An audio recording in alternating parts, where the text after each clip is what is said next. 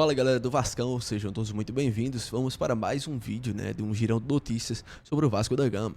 Galera, o presidente Pedrinho deu uma entrevista, recentemente, nessa terça-feira, e acabou revelando todos os pontos, que fizeram o Vasco ter uma folha salarial superfaturada. Revelou também algumas situações delicadas com certos jogadores e quais são as medidas, que ele vai tomar para resolver essa situação e limpar a folha salarial do Vasco. Então, pessoal, se você quer saber quais são os detalhes, dessas negociações, quais são os valores, quais jogadores o Pedrinho falou, fica até o final do vídeo que vamos detalhar tudo aqui para vocês. Mas antes disso, gostaria de lembrar a vocês para deixar o seu like e se inscrever no canal, pois ajuda demais.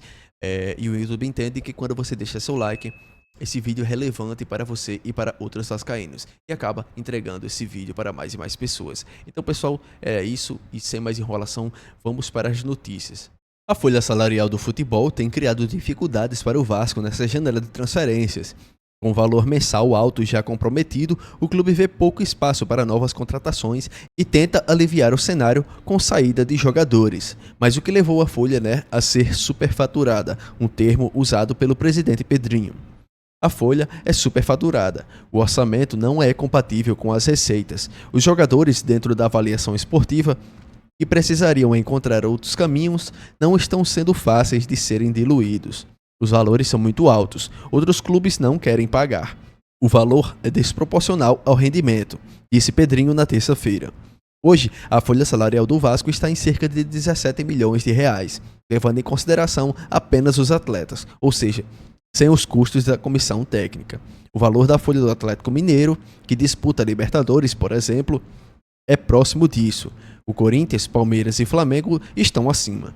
Na Série B, em 2022, a folha do Vasco era de apenas 6 milhões de reais. No ano passado, esse valor dobrou. Mas foi em 2024 que aconteceram os principais movimentos, considerados por Pedrinho como gestão irresponsável. O planejamento financeiro foi feito com base em um aporte que nunca aconteceria. Então, foi uma folha exagerada financeiramente. Nos movimentamos, mas de forma respeitosa com a parte financeira.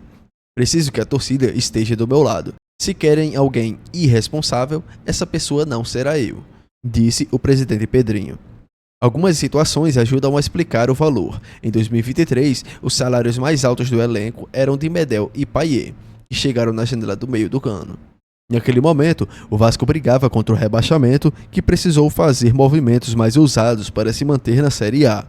Por exemplo, o Serginho, que foi contratado com um salário considerado muito alto para o retorno esportivo do jogador. Já no fim da temporada passada, a folha sofreu aumento por causa das renovações de contrato.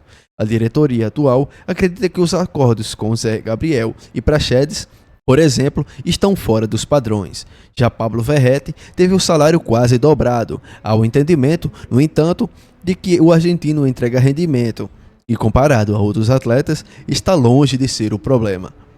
Mas foram as contratações da primeira janela de 2024 que fizeram o valor subir consideravelmente. O Vasco investiu alto, cerca de 130 milhões de reais, em jogadores que pouco deram retorno e ofereceu salários altos.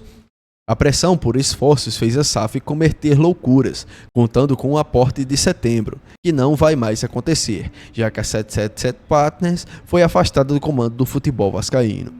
O valor da folha não considera as luvas e comissões acordadas no momento das contratações.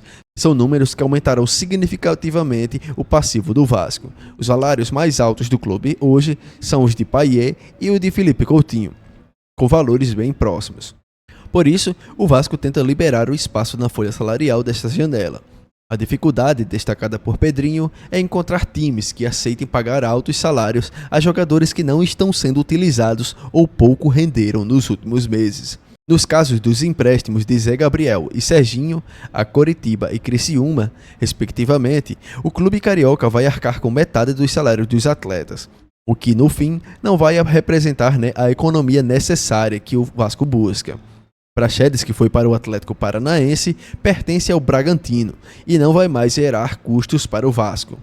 A expectativa é de que mais jogadores saiam. Galdames, Rossi e Eric Marcos são atletas na lista de negociáveis que poderiam contribuir para a redução da folha. Rossi foi procurado por pelo menos 7 clubes, mas não aceitou nenhuma proposta. A vontade dos atletas que teriam que aceitar receber menos ou jogar em outras divisões também é um empecilho para o Vasco.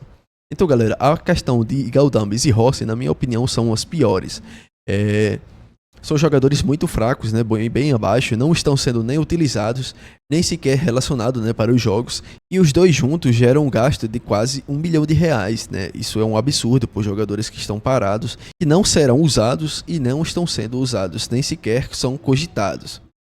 Isso é muito complicado. Galera, eu gostaria de saber a opinião de vocês, né? Deixe sua opinião aí nos comentários, o que é que vocês acham dessas folhas, quais jogadores que precisam sair, né? Tem a questão do Léo Pelé também, que tem que sair. Eu acho que todos concordam com isso. A gente está precisando urgentemente de um zagueiro que preste. Só temos o João Vitor, né? E o Maicon. E é isso, pessoal. Eu gostaria de pedir a vocês para deixar seu like e se inscrever no canal, né? O YouTube entende, né, que quando você deixa seu like, esse vídeo é relevante para você e acaba te entregando mais e mais vídeos sobre o Vasco da Gama. Então é isso, pessoal. Fiquem com Deus e até o próximo vídeo sobre o Gigante da Colina.